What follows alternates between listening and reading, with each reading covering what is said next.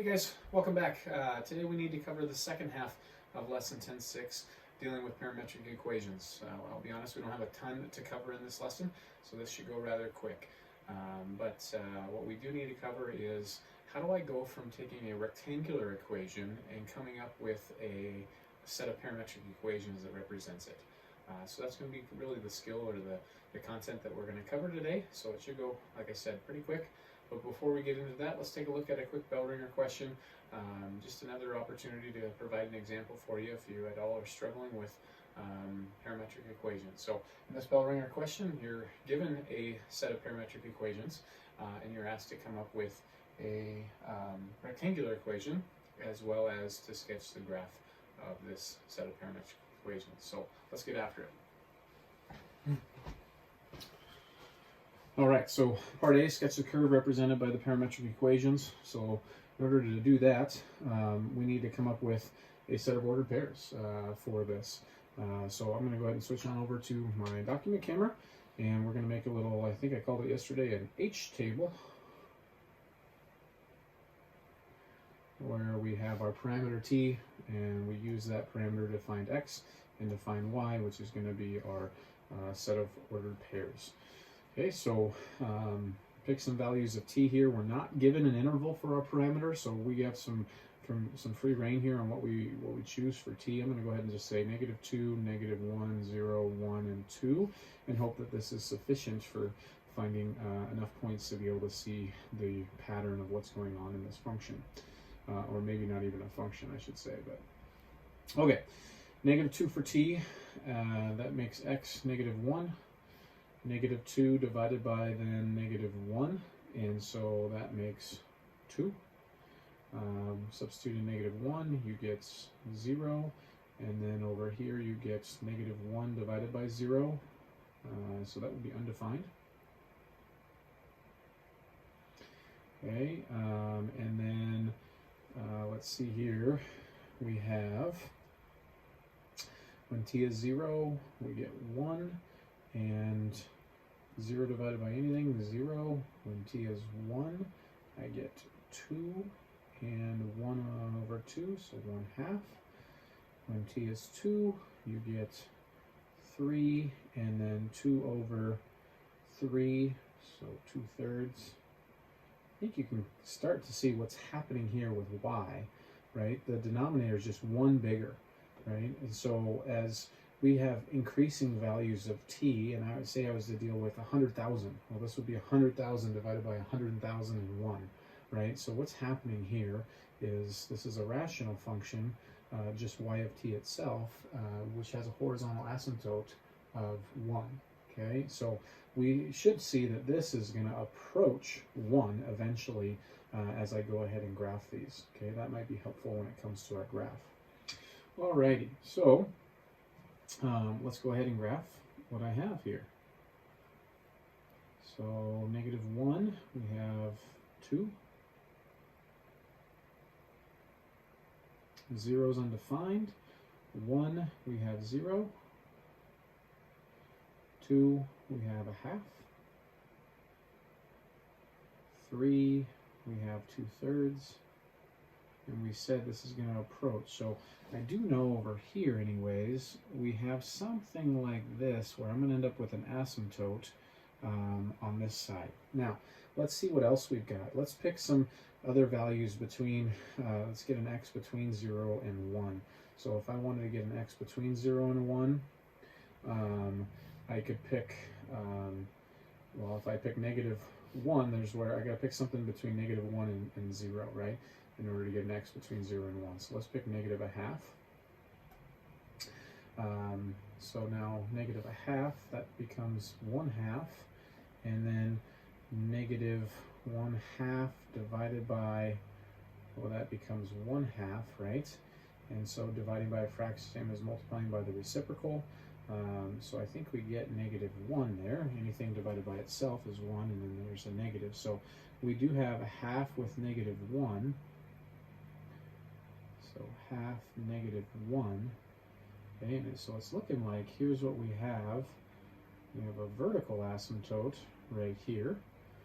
Okay, And so now let's see a little bit more of what's going on here. I just have one data point.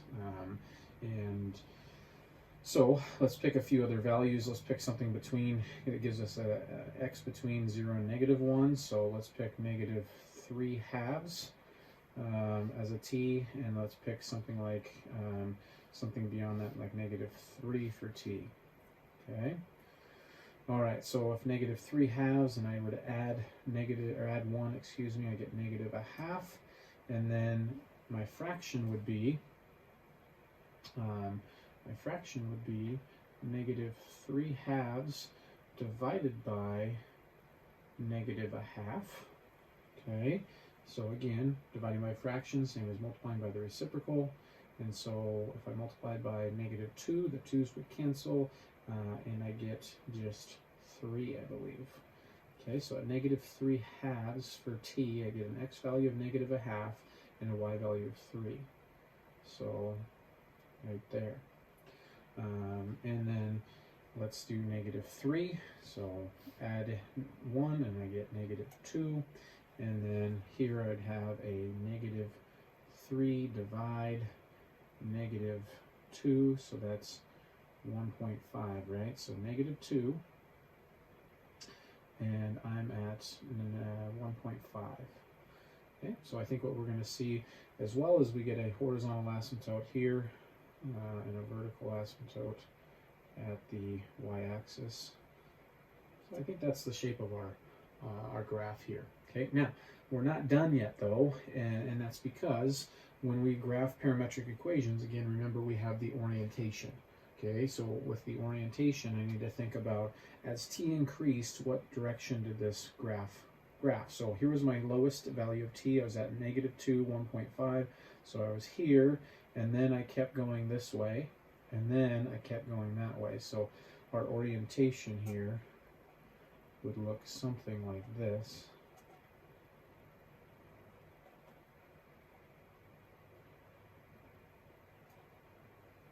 Something like that. Okay, so that's the graph of the parametric equations. And now we need to eliminate the parameter and write the corresponding rectangular equation. So if you remember, it's a couple-step process, very similar to solving systems of equations by substitution. We want to take one of our equations, one of our parametric equations, and solve for the parameter.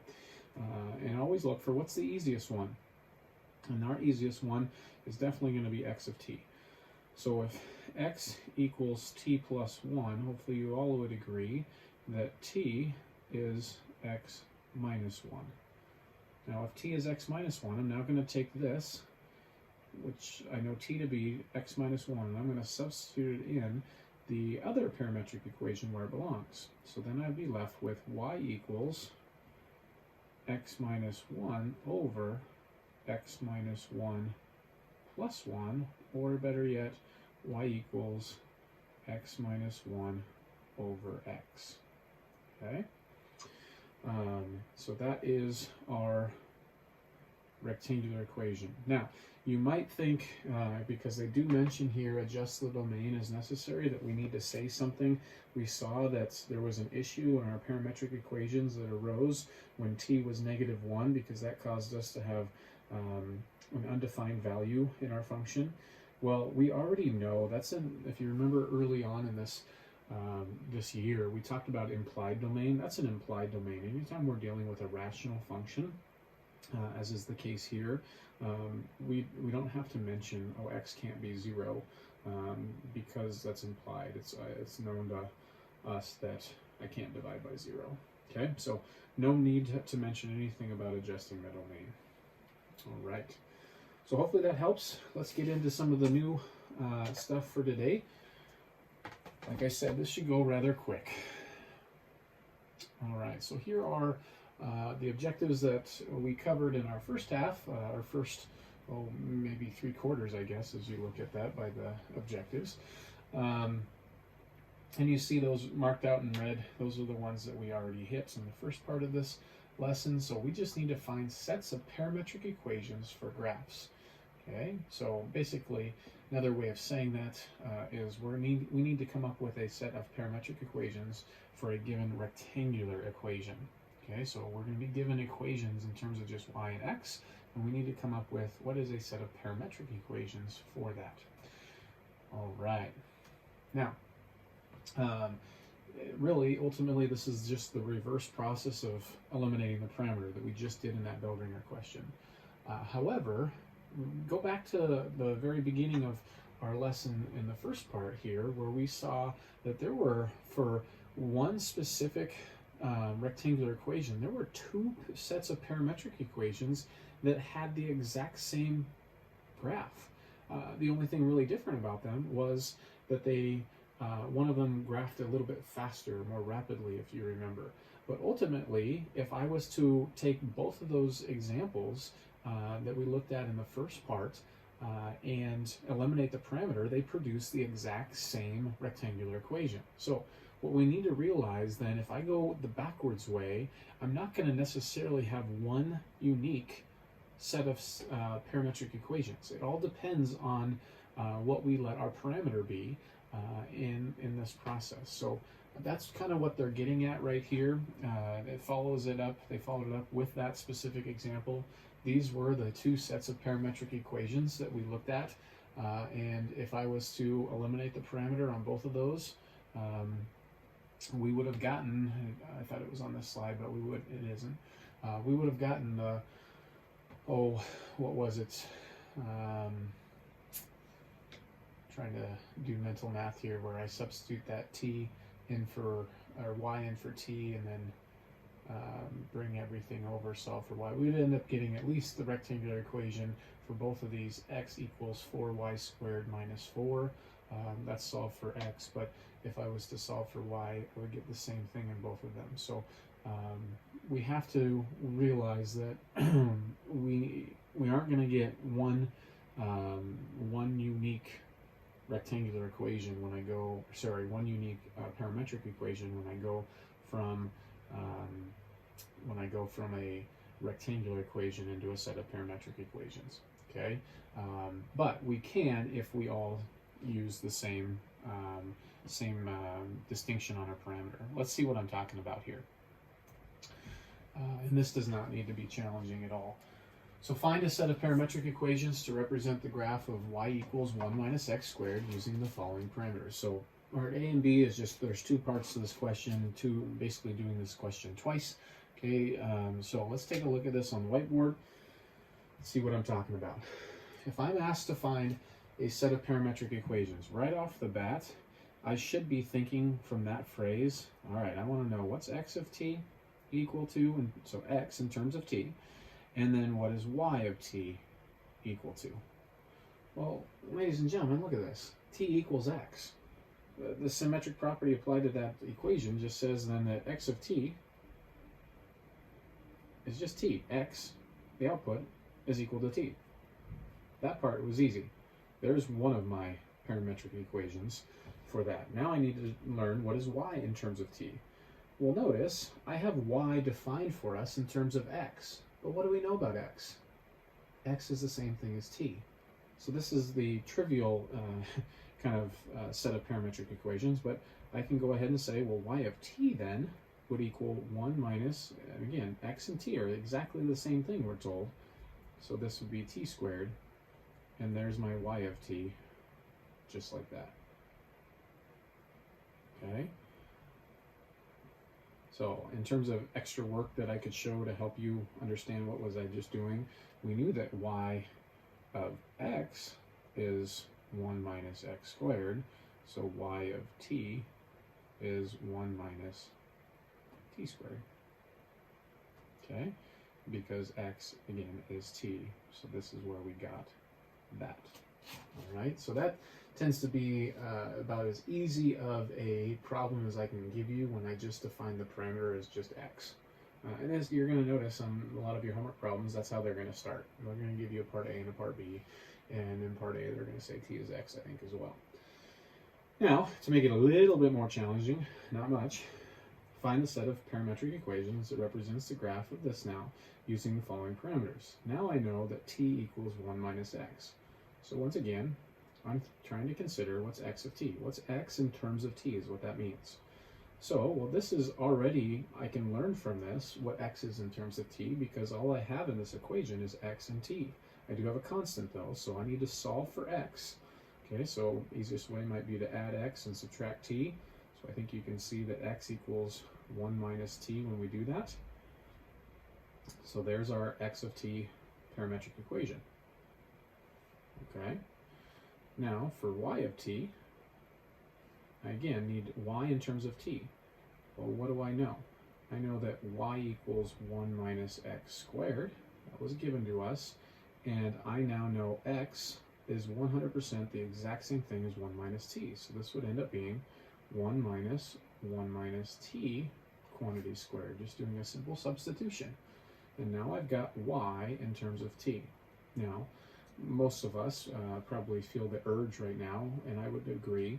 Let's go ahead and expand this for the purpose of there's a like term that can be combined. Okay, so we're really good at expanding binomials, I think.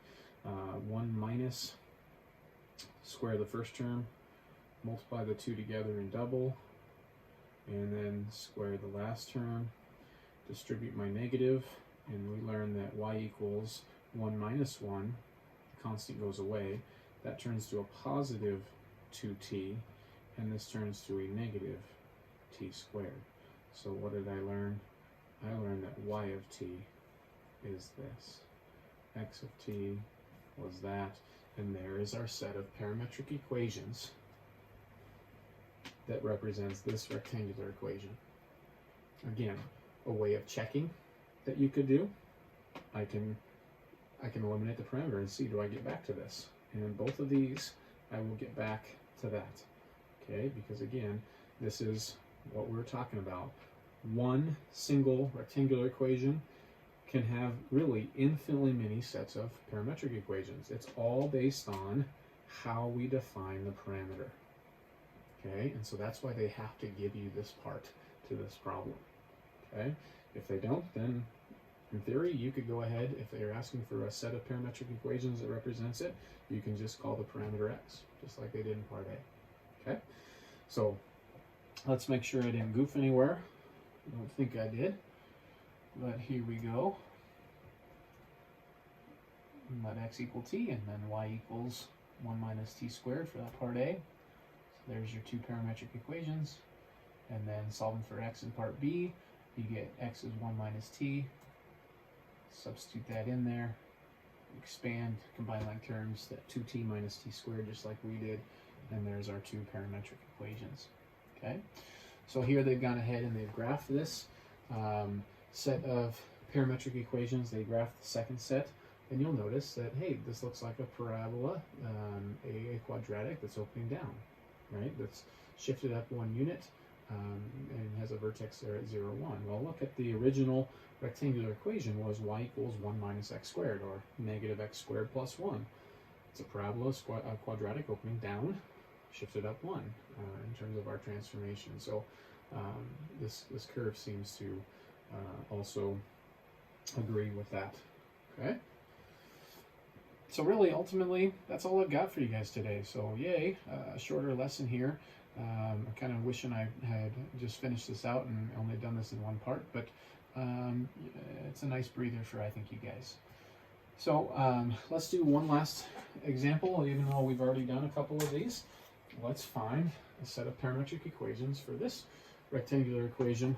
And again, since I didn't have too many examples in here, this will be a great opportunity for you to pause this and try this on your own, which in traditional school, that's kind of the function of this exit task, is for you to have an opportunity to try this on your own and everything. So great time to pause the video, try it on your own, and then hit play and see if you did it right. Okay, so switch on over to the dot cam. Again, part A, so trivial. They tell you that t equals x. Well, if I need my set of parametric equations, again, I'm thinking about x of t and y of t when I do that. So x of t is equal to, well, t equals x, so then x is just t. Y of t, I know that y of x is x squared minus 3, but again, we just learned that x and t are the same thing. So this is equal to, I should say this is equal to t squared minus 3. And there are our two parametric equations. Okay. Part B, this time we know that t equals 2 minus x. So to find x of t, I need to solve this for x. Again, just like the last example we did, I can add x to both sides, subtract t, and I think you get x equals 2 minus t. Okay, well, if that's the case, this is now x of t, so 2 minus t. And now I need to find y of t. Okay, so once again, y of x is x squared minus 3, so y of t, since I know that x is the same thing as 2 minus t, in the place of x, I'm going to put 2 minus t, quantity squared minus 3. And again, just like the last example, I'm going to expand this binomial, combine like terms, so we get 4 minus 4t plus t squared minus 3. And in combining like terms, what do we get here? 1 minus 4t plus t squared, or t squared minus 4t plus 1. Probably most of us feel most comfortable with that in the standard form, but that wasn't that important.